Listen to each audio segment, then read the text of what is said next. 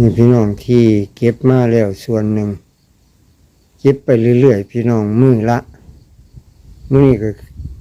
คิดว่าสิเก็บเอา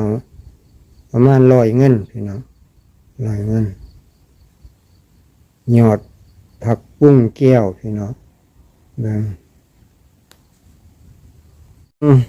ผักบุ้งแก้วพี่น้องอัปเดตให้พี่น้องเบิ่งผักบุ้งแก้วมื้อนี้ลงเก็บมันตอนเก็บบ่ได้ถ่ายพี่น้องเบิ่งเพราะว่าบ่มีมือสิถือโทรศัพท์ก็หลังจากที่เก็บแล้วล่ะพี่น้องเก็บแล้วแล้วสิถ่ายพี่น้องให้เบิ่งกองพวกวงที่เก็บไว้อันนี้ให้พี่น้องเบิ่ง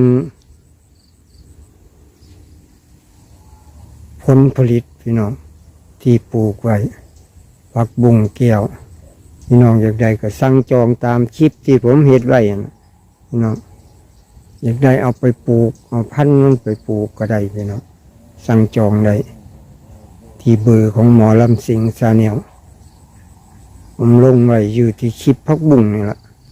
พี่น้องลองเข้าไปเบิ่งเบอร์โทรศัพท์ติดต่อได้